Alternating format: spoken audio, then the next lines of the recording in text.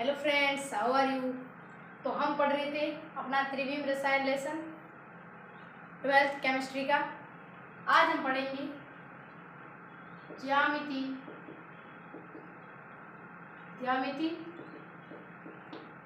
समावयवता ज्यामिति समावयवता की शर्तें। ठीक है ना, अच्छे से क्लियर नजर आ रहा है क्या सबको? वीडियो को अंत तक जरूर देखें ताकि आपको पूरा कंसेप्ट है वो समझ में आ सके। तो देखो, ज्यामिति समावयवता की फर्स्ट जो शर्त है, कंडीशन क्या है, कब कब ज्यामिति समावयवता है वो लागू होगी। तो देखो, फर्स्ट कंडीशन है कार्बन के मध्य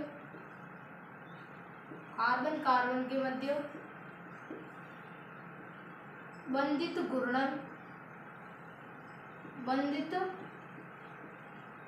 घूर्णन होना चाहिए। ठीक है ना, फर्स्ट है कार्बन के मध्य बंधित घूर्णन होना चाहिए। बंधित घूर्णन कैसे? देखो, अब देखो सिंगल बॉन्ड है तो यहाँ पर अगर कोई भी समूह जुड़ा हुआ है जैसे ऐसे, तो वो आराम से रोटेट हो सकता है, ऐसे ऐसे आराम से फ्री मुक्त घूर्णन हो सकता है ना। कार्बन के चारों ऐसे ऐसे ऐसे घूम सकता है आराम से कोई भी मॉलिक्यूल्स। लेकिन हमको क्या बोला, भाई मुक्त घूर्णन है वो नहीं होना चाहिए, हमारा होना चाहिए बंधित घूर्णन। बंधित घूर्णन कब होगा? जब कार्बन के मध्य क्या होना चाहिए? Double bond. तो देखो, डबल बॉन्ड जब होगा तो यहाँ पर जो समूह होंगे साइड में लगे हुए वो घूमने के ट्राई करें, तो ये देखो बॉन्ड के अंदर क्या हो जाएगी? तन्यता बढ़ जाएगी, एंठन आ जाएगी। बॉन्ड के अंदर तन्यता बढ़ जाएगी तो वो क्या होगी? एकदम आसानी से घूम नहीं पाएंगे। एक सिंगल बॉन्ड था तो आराम से घूम सकता था, लेकिन अब जैसे ही डबल बॉन्ड आएगा तो क्या होगा?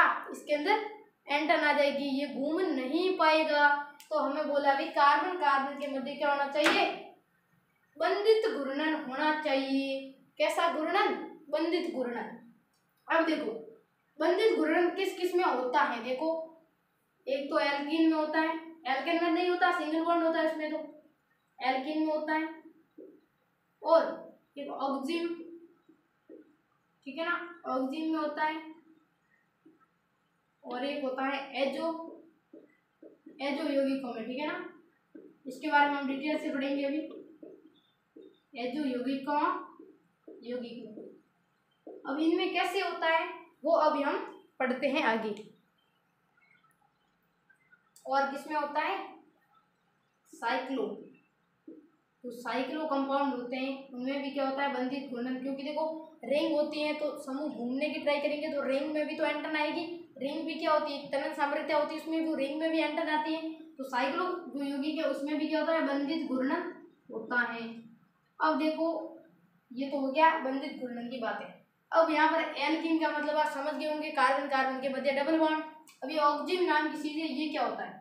तो देखो, जो ये ऑक्सिन है उसके बारे में बता रहा हूँ। कार्बन के मध्य डबल बॉन्ड और यहाँ पर लगा होता है एन। हमें पता है एन के पास होता है लोन पेयर और यहाँ जुड़ा होता है OH, और ये वैलेंसी क्या होती है? फ्री। यहाँ पर कुछ समूह लगे होते हैं। तो इस प्रकार की जो संरचना होती है उसको हम बोलते हैं ऑक्सिन। और जो एजो यौगिक होती है उसको हम इमीन भी बोलते हैं। इसमें क्या होता है? N डबल बॉन्ड N होता है और एक एक वैलेंसी फ्री होती है और एक एक इनके पास क्या होते हैं? Lone pair. ठीक है ना, एक एक वैलेंसी फ्री है, 3 बॉन्ड बनाता है नाइट्रोजन, एक एक वैलेंसी फ्री। तो इस प्रकार के जो यौगिक है वो होते हैं एजो यौगिक, और इस प्रकार के जो यौगिक है वो होते हैं ऑक्सिन और साइक्लो। आपको पता ही है ये वाले क्या होते हैं? साइक्लो। ये सारे जो होते हैं ये साइक्लो हैं, कुछ भी बोल सकते हो आप। ये सारे क्या होते हैं? साइक्लो यौगिक। ठीक है ना, ये साइक्लो। ऑक्सिन समझ गए, एजो समझ गए, साइक्लो समझ गए। और एल्केन तो आपको पता ही है, कार्बन डबल बॉन्ड कार्बन, इसके जो वैलेंसी है वापस कंप्लीट करते रहो। तो ये होते हैं एल्केन। अब ये कैसे दर्शाते हैं बंधित घूर्णन, उसके बारे में हम बात करते हैं। ठीक है ना, तो ये आप नोट कर लो एक बार। तो देखो, फर्स्ट जो इसकी शर्त थी वो हमने पढ़ ली। अब सेकंड शर्त क्या होती है? सेकंड शर्त ये है कि जो कार्बन जो डबल बॉन्ड है उसके परिध, कार्बन डबल बॉन्ड के परिध जो समूह जुड़े रहते हैं वो समान नहीं होने चाहिए। ठीक है ना, परिध जो भी समूह है जुड़े हुए वो समान नहीं होने चाहिए। समान का मतलब कि कार्बन कार्बन के परित समूह समान नहीं होने चाहिए। समूह मतलब एक ही कार्बन पर समान नहीं होने चाहिए, नहीं होने चाहिए, ठीक है ना। यानी कि जो कार्बन कार्बन डबल बॉन्ड है आपका, उस कार्बन के परित जो समूह है एक ही कार्बन पर, ठीक है ना, एक ही कार्बन पर जो समूह है वो समान नहीं होने चाहिए। देखो कैसे, कार्बन कार्बन डबल बॉन्ड है, अगर यहाँ पर भी मैं हाइड्रोजन रखूं, यहाँ पर भी हाइड्रोजन रखूं, यहाँ COH रखूं, यहाँ COH रखूं, ये वाला जो एक ही कार्बन पर सारे जो दो समूह है वो समान नहीं होने चाहिए। क्योंकि जब एक ही कार्बन पर समूह है वो समान होंगे तो क्या होगा, वो ज्यामितीय समवायता प्रदर्शित नहीं करेंगे। क्यों? क्योंकि देखो इसको हम कैसे भी इसको जब हम घुमाएंगे तो इसके अंदर देखो COH के सामने तो हाइड्रोजन ही रहना है, भले ही आप इसको ऐसे घुमाओ फिर भी सामने तो वही रहना है। अगर आप ऐसे कर लो भाई, यहाँ पर हम लगा रहे हाइड्रोजन, तो भी देखो इस बॉन्ड को जब आप रोटेट करोगे ऐसे तो क्या होगा, हाइड्रोजन के सामने हाइड्रोजन पहले भी था अब भी है, कार्बोक्सिलिक के सामने हाइड्रोजन पहले भी था अब भी होगा। ज्यामितीय समवायता अक्सर होता है क्या, देखो कोई भी मॉलिक्यूल दिया, आप क्या करोगे, उसको एनर्जी दोगे, ठीक है, ये वाला बॉन्ड ब्रेक होगा इधर से, फिर ये यौगिक है कुछ इस प्रकार से घूम जाएगा, वापिस नया बॉन्ड बना देगा। इसलिए तो ज्यादा ऊर्जा की आवश्यकता होती है विन्यासीय समवायता में। तो ये इस प्रकार से पहले क्या होता है, सिस होता है समपक्ष, तो वो घूम के क्या बन जाता है, विपक्ष बन जाता है। लेकिन समूह समान आएंगे तो उनमें कोई घूमने से या फिर बॉन्ड तोड़ के नया बनाने से, सिस से ट्रांस बदलने में कोई फर्क नहीं पड़ने वाला है, क्योंकि समूह समान है। तो इसके सामने यही रहने वाला है, इसके सामने यही रहने वाला है, कंपाउंड एक जैसा ही रहेगा, उसमें चेंज आने वाला नहीं है। इसका मतलब कार्बन कार्बन डबल बॉन्ड के परिध जो समूह जुड़े हुए हैं वो एक ही कार्बन पर जो समूह है वो अलग अलग होने चाहिए, एक ही कार्बन पर सेम समूह नहीं होने चाहिए, नहीं तो वो ज्यामितीय समवायता प्रदर्शित नहीं करेंगे। समझ गए क्या? कमेंट में करते रहो, कमेंट करते रहो अगर समझ में नहीं आ रहा है तो देखो ये 2 पॉइंट होते हैं ज्यामितीय समवायता की शर्तें। अब हम पढ़ते हैं सबसे पहले एल्कीन में ज्यामितीय समवायता, ठीक है ना। अब हम पढ़ते हैं एल्कीन में ज्यामितीय समवायता। चैनल को सब्सक्राइब करना ना भूलें ताकि आपको शिक्षा संबंधित हर अपडेट सबसे पहले मिले। तो देखो एल्कीन के अंदर कैसे होगी, देखो तो वही है alkene, carbon carbon double bond, एक हाइड्रोजन इधर, दूसरा हाइड्रोजन भी इधर, COH COH। ये देखो कार्बन कार्बन डबल बॉन्ड के ऊपर समान समूह एक ही तरफ है, समान समूह एक ही तरफ है, तो क्या हो जाएगा, सिस पोजीशन यानी कि समकक्ष हो जाएगा। इसका जो नाम होता है वो होता है मैलेइक अम्ल। इसका क्या नाम है, मैलेइक अम्ल, ठीक है ना, ये है मैलेइक अम्ल। अब क्या होता है कि इसको जब हम एनर्जी देते हैं तो ये बॉन्ड है वो ब्रेक होता है, और ये जो आप देख रहे हैं वो किस प्रकार ऐसे घूम जाता है। जब ये ऐसे रोटेट होगा तो कार्बोक्सिलिक जो एसिड दिख रहा है वो आपको ऊपर आ जाएगा, ये नीचे आ जाएगा, ये वाला तो सेम पड़ा है, और वापिस क्या हो जाएगा, बॉन्ड बन जाएगा, नया बॉन्ड बनेगा। तो अब देखो समान समूह विपरीत साइड है, समान समूह विपरीत साइड है, कौन सी पोजीशन, कमेंट करो, ट्रांसपोजिशन। और ये जो अपना होता है वो होता है फ्यूमेरिक अम्ल,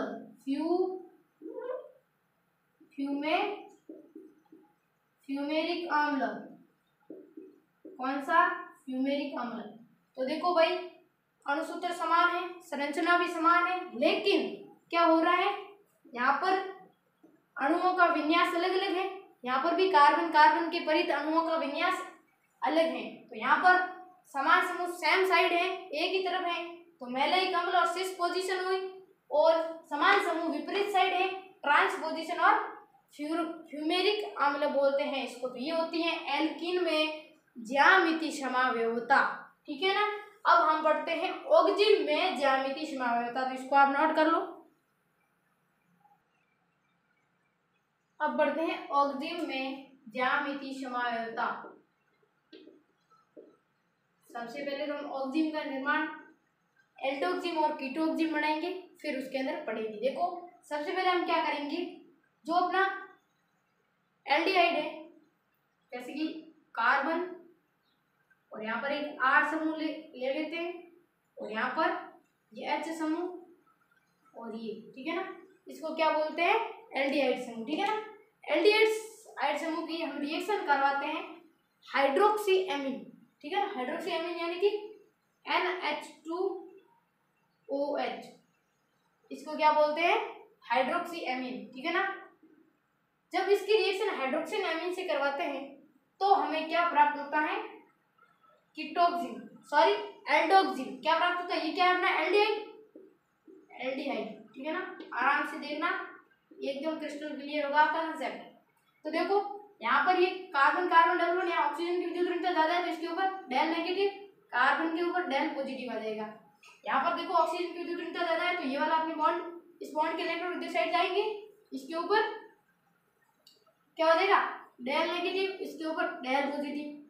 अब देखो हमें क्या चाहिए, हमें चाहिए एल्डोक्सिम, ठीक है ना। एल्डिहाइड के अंदर NH2OH डाला तो हमें क्या प्राप्त होगा, एल्डोक्सिम। और एल्डोक्सिम के लिए हम इसको रिएक्शन को किस प्रकार करवाएंगे, देखो चलो। तो देखो यहाँ पर हम क्या करते हैं, अपनी सुविधा के लिए ये जो H2 हमने इधर लिखा है इसको इस साइड पे लिख लेते हैं, ठीक है ना। अब देखो क्या होगा कि यहाँ से जो ये दो हाइड्रोजन है और यहाँ का जो आपको एक ऑक्सीजन दिख रहा है वो मिलकर क्या करेंगे, जल है वो निकाल देंगे। इसका मतलब यहाँ से माइनस हो जाएगा H2O। तो यहाँ से जब ऑक्सीजन निकलेगा तो यहाँ पर अपन को पता है ऑक्सीजन 2 बॉन्ड था, यहाँ से 2 बॉन्ड टूट जाएंगे तो यहाँ पर आ जाएगा ऑक्सीजन 2 माइनस लेके गया, ये 2 प्लस, यहाँ से 2 हाइड्रोजन H प्लस में निकले 2H प्लस और एक ऑक्सीजन 2 माइनस मिल गया, H2 बन गया, यहाँ 2 प्लस आ गया। अब देखो हाइड्रोजन 2 निकले प्लस के रूप में, तो यहाँ पर कितना 2 माइनस लेके गए, प्लस के रूप में निकले 2 माइनस यहाँ आ गया। अब यहाँ पर देखो इसको हटा दो एक बार, यहाँ का बॉन्ड है, ठीक है। अब देखो यहाँ 2 प्लस आ गया। अब क्या होगा, ऑक्सीजन जो है ये माइनस होगा तो यहाँ पर प्लस आ जाएगा, ये बॉन्ड जो है उसको मैं तोड़ रहा हूँ तो यहाँ OH माइनस हो जाएगा, ये क्या हो जाएगा, प्लस हो जाएगा ना।